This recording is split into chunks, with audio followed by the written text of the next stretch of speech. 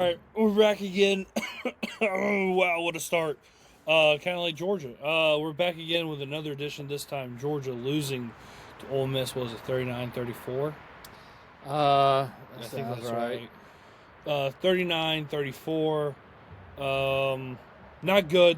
Kind of embarrassing, especially with the team being as hot as they were going into it. There's a lot of things to be said. I wrote down a lot. I wrote my feelings down. Not going to talk about the transfer portal as someone comes down the road. Not going to talk about the transfer portal. Just going to talk about, well, the Sugar Bowl and then what's to come after that. We'll do a transfer portal and offseason stuff probably this week or the end of this week. And then we're going to start talking about Georgia basketball because, well, that's about the only bright spot that we got right now. So why don't you start off with your opening statements? Yeah, disappointed, frustrated, embarrassed, to be honest. 2 years in a row where we've been bounced in the playoffs. This year I thought the team was peaking at the right time. You wonder, with the scheduling of the college football playoffs, there's no excuses at the end of the day. There's none, but you wonder how much that did impact. But I also saw some things in game that I just don't know. I don't know. I'm concerned, and I think the bigger question is, where do we go from here? We've been told there's a standard, and there's expectations, and I think, to me, going to the playoffs in a 12-team playoff and being bounced in the first round certainly didn't meet my expectations. And I think, I know Bobo's up for the, some sort of award and all that, but we've got serious questions. It seems like in the biggest games of the season, or the biggest games, certainly in the playoffs, it seems like we're calling tight. That's what it seems like. We were making decisions to run Gunner Stockton. We can't run the ball in the playoffs. I've said all along I thought the offensive line was improved over last year's offensive line, but I think there's problems with the offensive line and just the coaching. I have not been a big fan of Stacey Searles, and at the beginning of the year, off camera, early on, I guess it was maybe after Tennessee or maybe one of those other games that Georgia was fortunate to win, because I do believe they still have a good culture, and I think that was some of these games this year Sure. were culture wins, not talent wins and not execution wins. They were culture wins. I said, to me, this is a 9-3 team, and obviously they exceeded those expectations, but I'm severely disappointed. And I know you can't win the national championship every single year, but if you look, Georgia, Ohio State, and Alabama, maybe Oregon, those are the schools that can compete on the blue chip with the 4 and 5 stars. And with the amount of money and resources that we put into a program, to be bounced 2 years in a row in the first round, I get it. We won the SEC championship, but then you look at how the SEC is done in the playoffs. We want to talk about it being the best conference. Well, whenever you really look at it, I'm not sure you can make that argument. This has been a pretty. Alabama got embarrassed. Losing by, I know that last 2 points, the safety, the last 2 points, 39 or whatever, 37. It's a close game with Georgia, but still, to lose against a team that you beat without their head coach, with all the distractions the coaching staff had, I don't see how you look back. Coached. Huh? Got out. We absolutely. I know we're not going to get in, or we haven't yet, but I'm sure we will. But yeah, we got out coached. I mean, I saw Kirby Smart do things that I haven't seen him do in a long time, like going for it because we had to. I think he felt like he had to. We were right back where we were on defense. We couldn't stop them. So, yeah, I thought a severely disappointing season, and I don't know where we go from here. I don't want to make a knee-jerk reaction and start calling for everybody and changing in staff, but the more of the same is not it's not interesting. It's not exciting. That's the other thing I've said. The last 2 years of watching Georgia, they're not a fun team to watch. Yeah, I think this year was a better viewing Perhaps, but I just first year. find it not a fun team to watch, and so I'm a little depressed and down, and I'm old enough to know that these championships don't come easy, but at the same time, when we recruit and put as much emphasis as we have to be bounced 2 years in a row, first round after a long layover, I don't care what they say. Obviously, the preparation was not good enough to win in the Sugar Bowl. Well, I mean, okay, so let's get into the game then. So you're down 6-0. The first 2 drives of the game offensively did not look good at all. Tackling was not where it needed to be. It was better this time around against Ole Miss than it was in October, but it's still nowhere near where it was at against Tech or Texas or Alabama.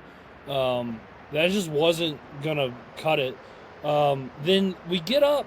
This is the thing that bothered me, and I wrote it down.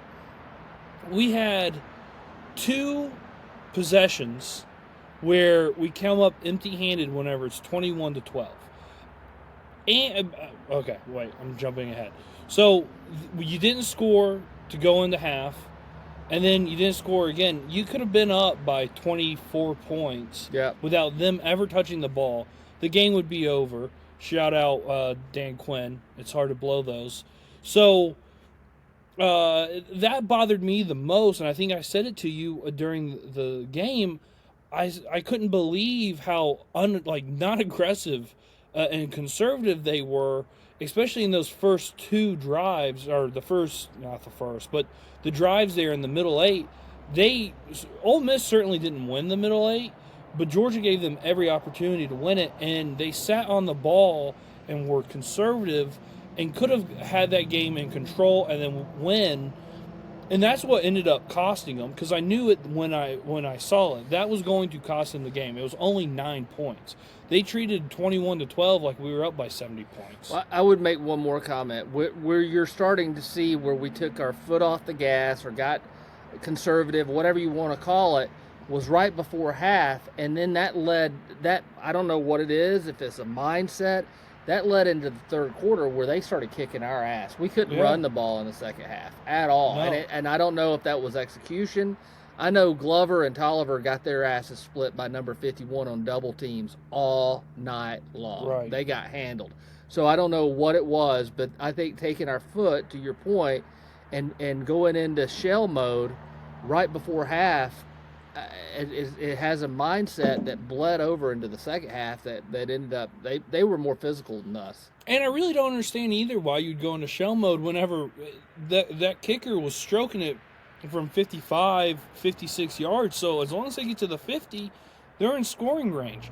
Well, shit, all they have to do is get the ball back 3 times and they can take that deficit down. I really don't understand. I mean, a touchdown or a field goal in that situation with those 2 possessions probably would have won Georgia that game. So I call into question. The next thing that bothered me was Ole Miss botched the end of that half. They could have gotten points there, and they botched it because they weren't a well-coached team. You have coaches that are splitting their time with LSU. That showed right then and there, that moment right there, and we did nothing to capitalize it. So then, okay, now their clock problems, now ours. So I knew that we were in trouble whenever we went for it on that fake punt where we were still winning the game. Yeah. We were up by 3. Two. And that fake punt told me everything I needed to know, that Kirby knew that we were outgunned at that point, and we needed something like that. And they had the momentum. He said that.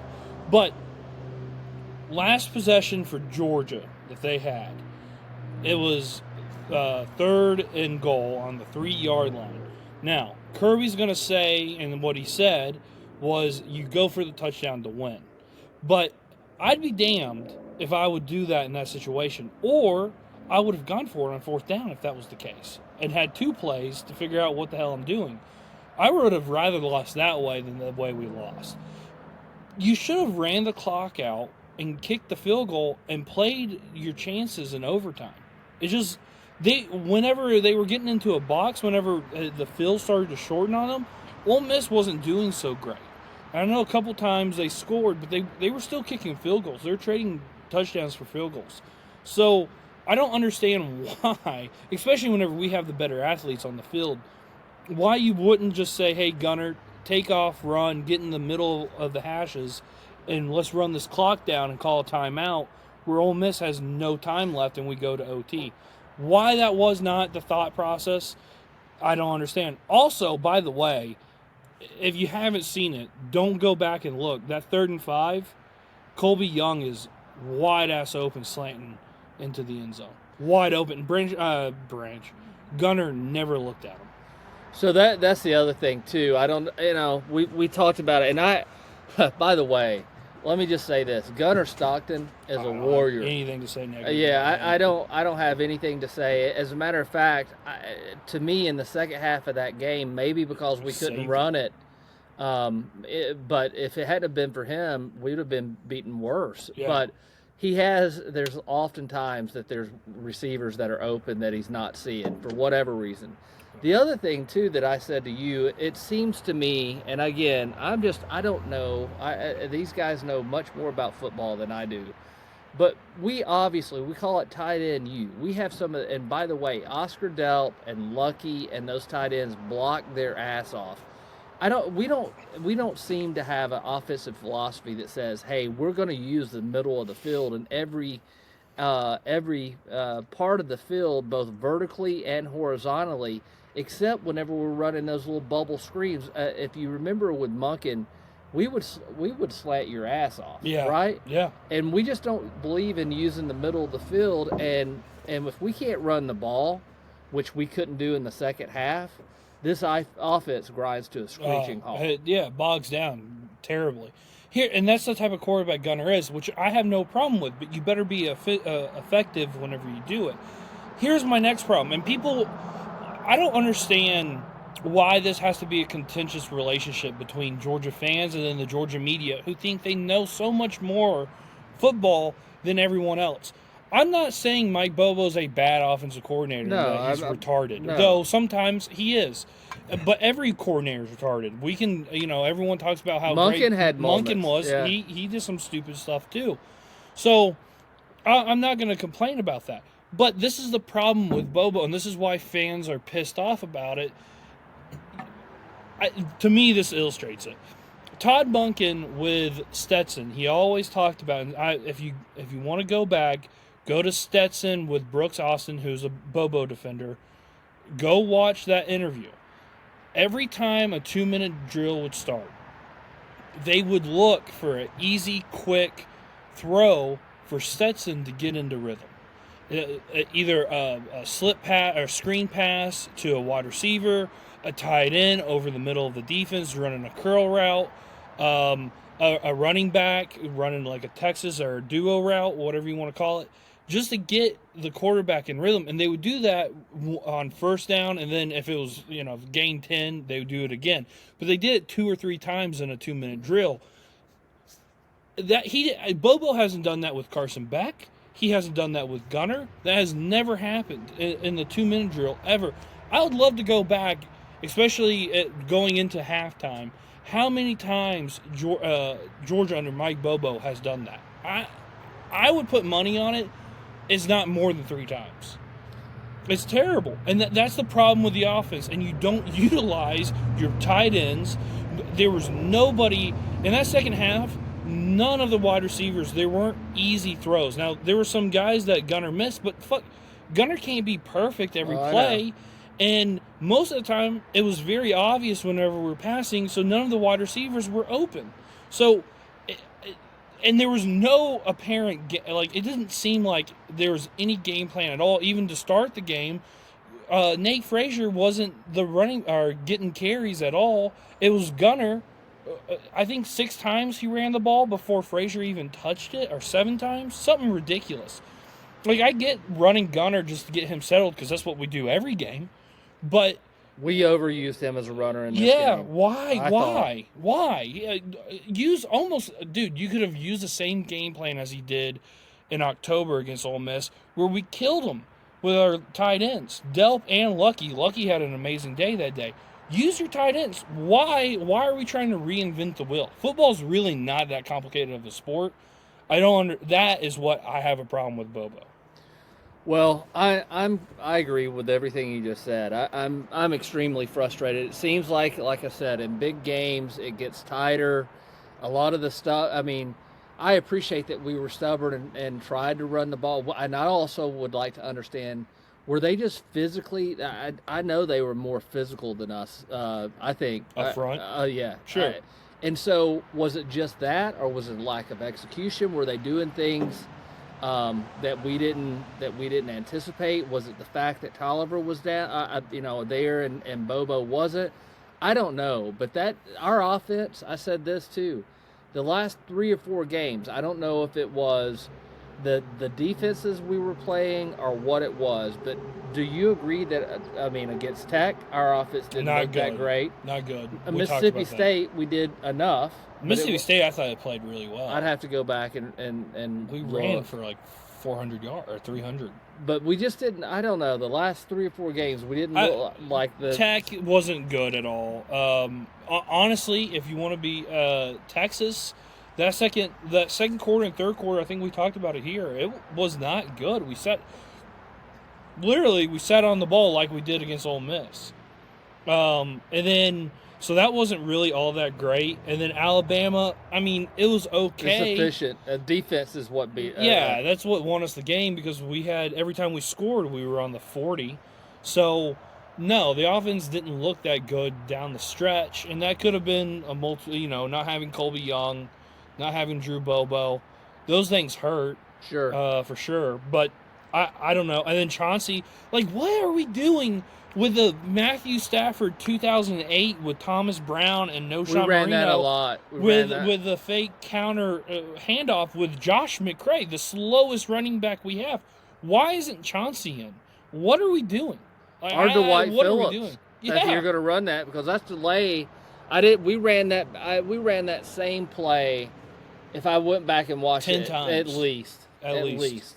So I didn't see that play all that much this year. No, dude. If you go and watch a random game from 2007, 2008, 2009 with Joe Cox, that's literally the shit that we would run with a fullback. Sean Chapman should be back there. The other thing is Dylan Bell, all except for a little. He was non-existent. It didn't even look like we tried to use him. I'm getting mad again.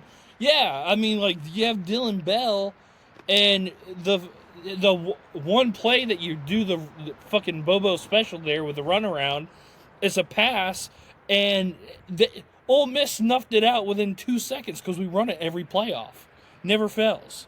So and if you can't run the ball and you're running sideways, put Dylan Bell. We got to have something. Do something different, because I don't know. I agree with you. I didn't. A lot of the big parts of that game plan, I did not. As just a fan, I didn't understand, and I saw us getting away from things that we were offensively able to do throughout the year. Now, was that Ole Miss's defense? I'm sure that was a big part of it, but not all of it. There was no game plan. Also, Kirby's got to stop with the whole thing, I don't work for the fans, all that. You kind of do. You kind of do, because your whole paycheck's based on that. So, if you want to be smart and think you're better than everyone else, that's fine. That's fine if you win. But if you're not going to win, and this is going to be the continuing trend where we get in the playoffs and bounce the first round, I'm good. And okay, anyway, we'll go to the next whenever, and I know we've harped on the offense, but the defense, it's a lot of the same things that we have seen all year long. Losing Gabe Harris was really big. I think it was huge. I think it was a huge, because they could run on us and run on the outside. But at the end of the game, Ole Miss has an explosive offense, and I like DeMello Jones, and I'm not sure if I don't think it was his fault. That was a good pass. But you're still letting people behind you. Where was the safety on that? Yeah, no leverage. Well, we're in cover 0, so you're not going to have a safety over on that.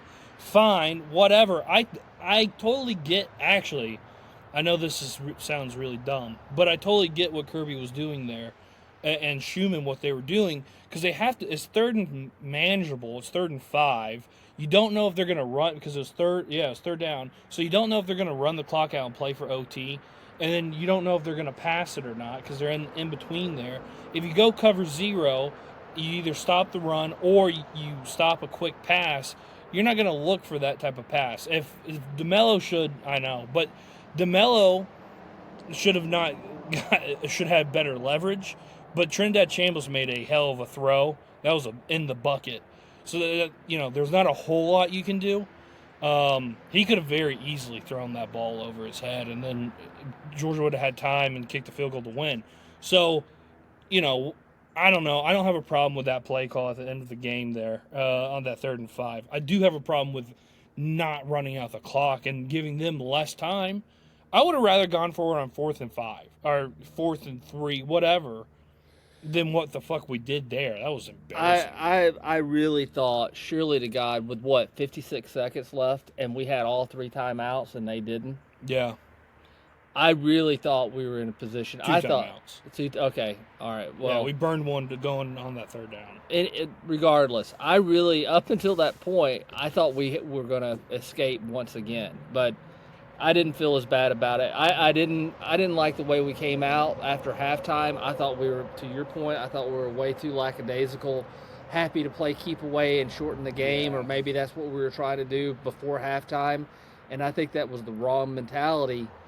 Clearly, and I thought Ole Miss, we talk about being physical, I thought Ole Miss was more physical. In the second half, for sure. For sure. And I thought they matched us in the first half, by and large.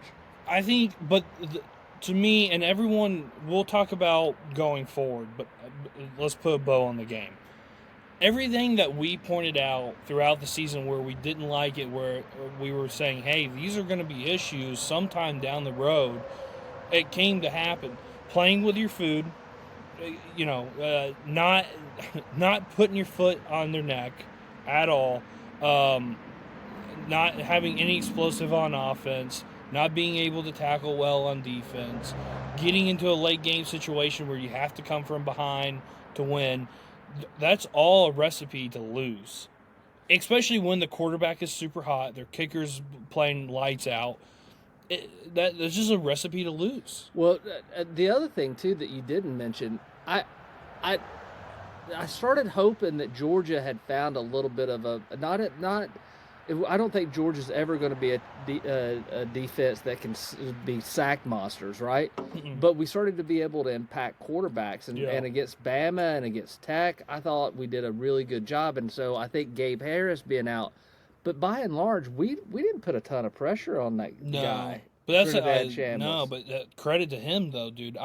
There's not a really college quarterback that has a quicker release than him. He's good, talented quarterback, no doubt. Anyway, well, credit to Ole Miss. I mean, they did a heck of a job. So they beat us. Yeah, they beat us and they outcoached us. A good job for Pete Golden. And out-physicaled us. Yeah, so congrats to Ole Miss. I hope you beat Miami. Me too. I hope you win the whole thing, honestly. But I don't think that's going to happen. I think Indiana's probably going to win. So our only hope in the Southeastern Conference of all of our big talk, Ole Miss is our only and best chance. Yeah, I saw Indiana fans cheering for Iowa. I forgot what Oh, no, who did they play? Iowa played who? I don't know. I quit watching.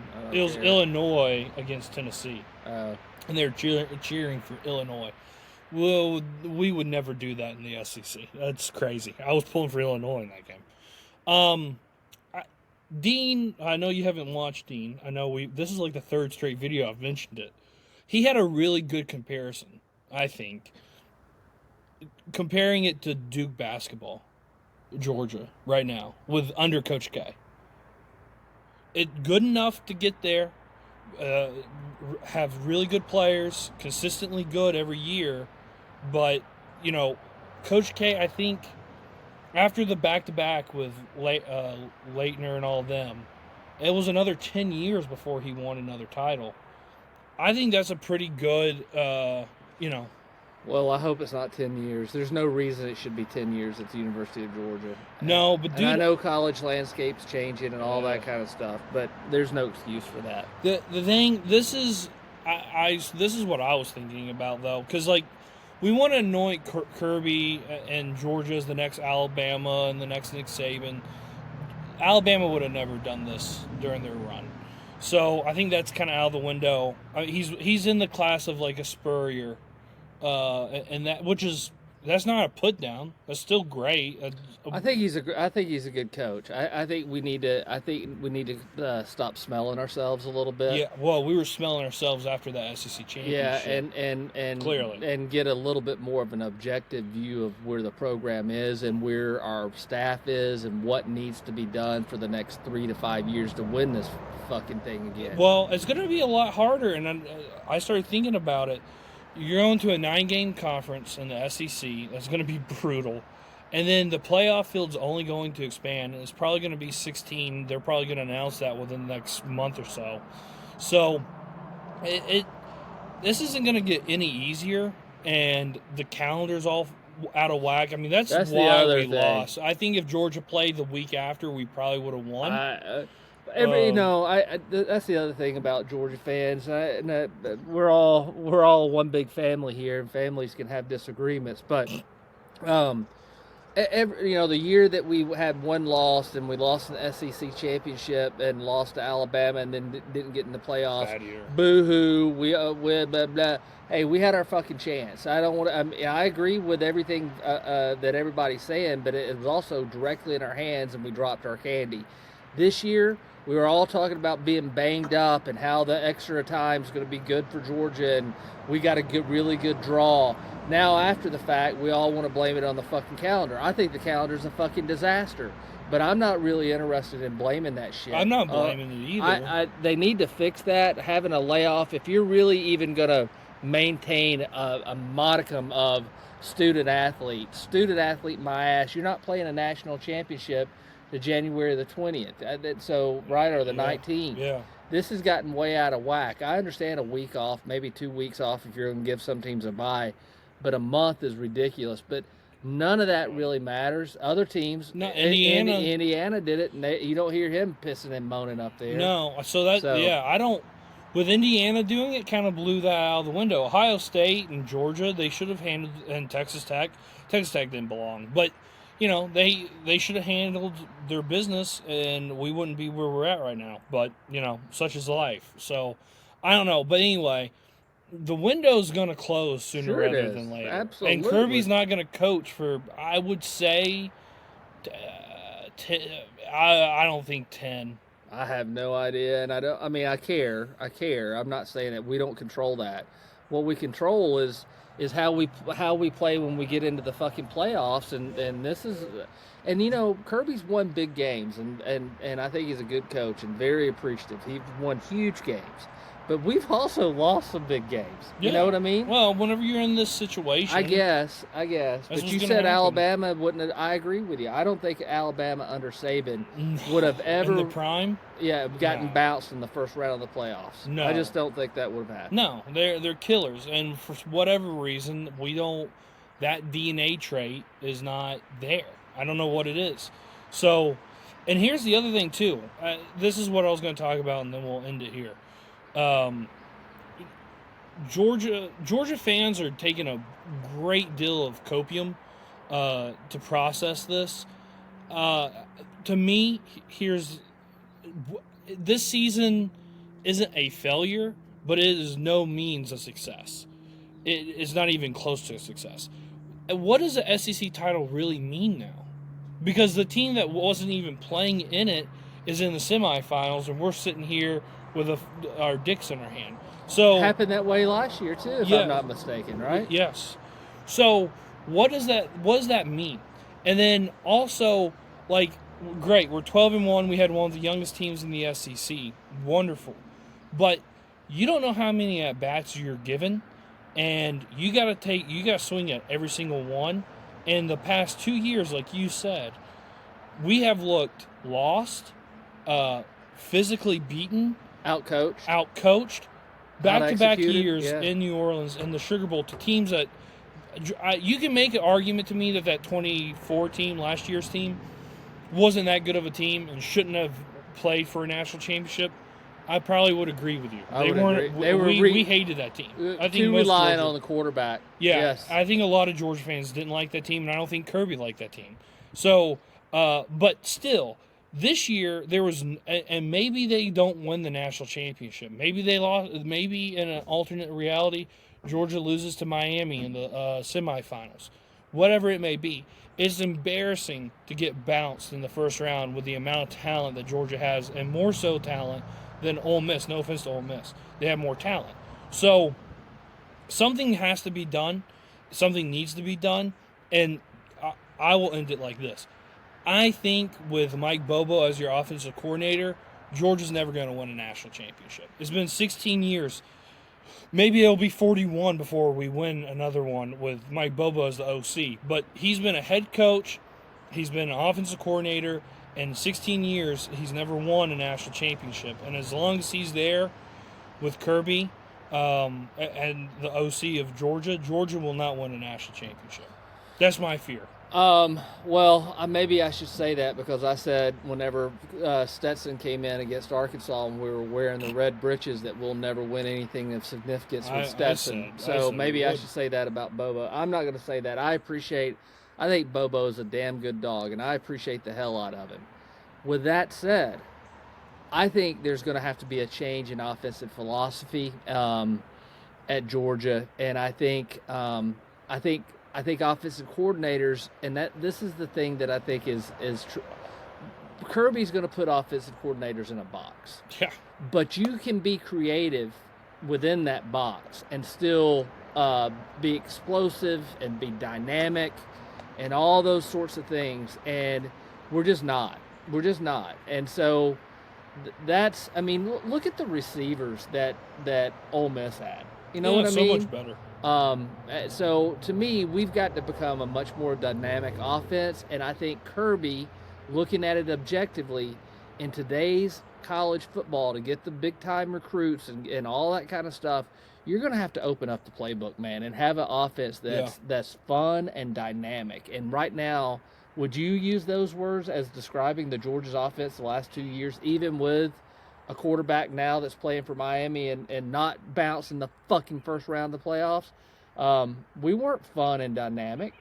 There were times but there are glimpses where the Georgia offense can be fun, with Gunner extending plays, running, and kind of, I mean, I hate to say it, but Stetson-esque. That's fun.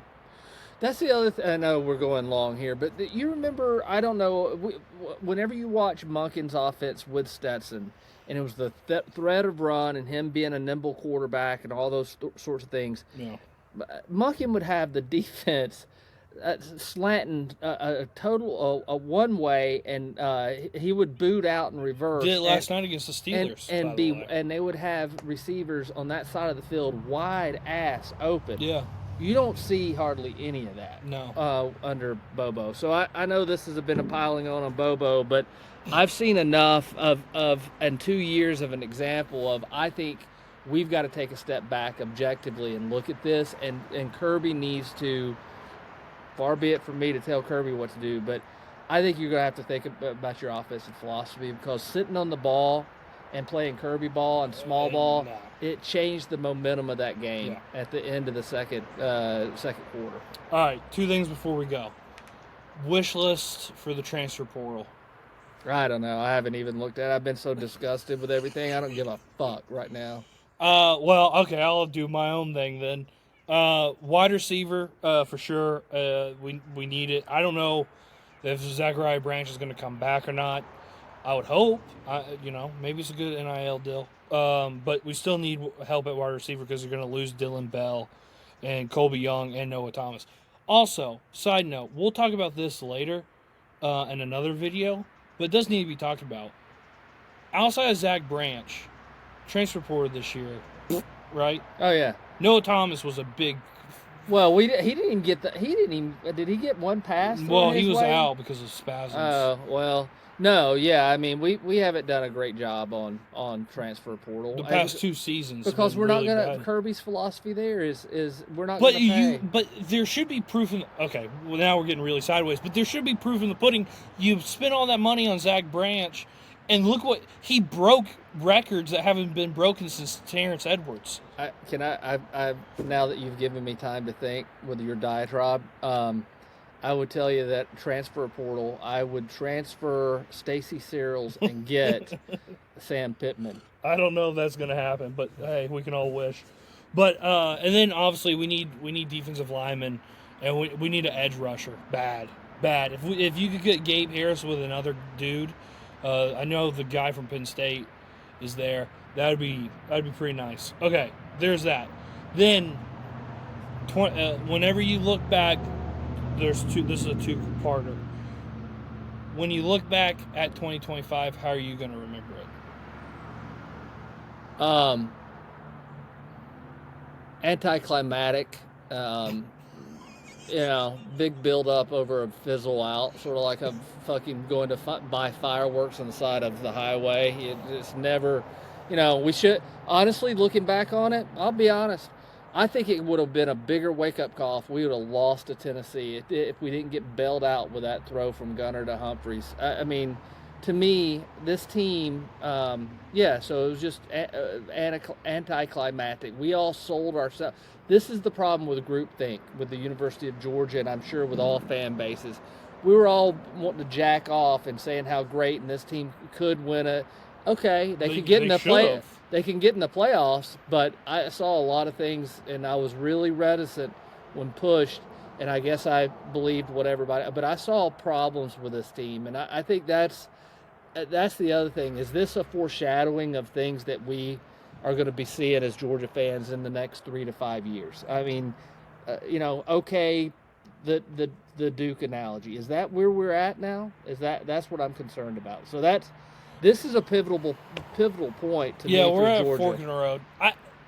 I would say that this is 24 was a rebuilding year from the national championships.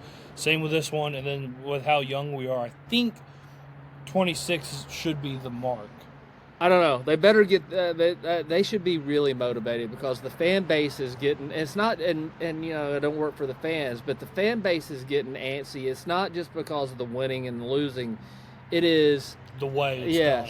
Yeah, I would agree with that. I don't know. 2025, I would say it's getting to where it needs to go. 24, like if we're being really realistic and we're kind of swallowing this bad medicine. 2024 was way worse and not where it needed to be. With all the senior leadership that they had, it was nowhere where it needed to be. And this year was a lot better. I mean, I know we got bounced in the first round. A lot better than where it could have been from last year. I'll wait to see what 26 looks like, because to me at the end of the day, the results are, like you said, the results are the same. We got bounced in the first round of the playoffs, so I don't know how it can be a whole lot better. Felt better. That's all I know. Maybe to some. Well, felt better to me. So, I would just say on the right track. But see, here's my problem. I'm going to put boom or bust on Georgia. So if they don't win a national championship next year, it's going to be like this guy is fine. I've been around too long to do that kind of stuff. But I think the way Georgia plays and some changes in terms of philosophy, I think that's going to be telling to see what happens next year. Yeah, and what do we get out of the transfer portal? And if Kirby has changed a little bit of the philosophy. Okay, all right. We'll be back probably sometime this week talking about the transfer portal, talking about Georgia basketball. Sumpto Surreal, that's my guy. So we'll talk about that. This is the highest they've been ranked in God knows how long. So we'll talk about that, talk about the transfer portal, see what we got there. And remember to like and subscribe. Comment how you're going to remember the 2025 season as a success or a failure. And then you can use some other adjectives and adverbs if you wanted to. And then remember to follow us on X, Instagram, and TikTok at Terminus Sports _ATL. Terminus Sports _ATL. Closing thoughts? I don't have any. Best of luck to us all in the dark and gloomy winter. All right, well, the sun's shining right now. All right, see you on the other side.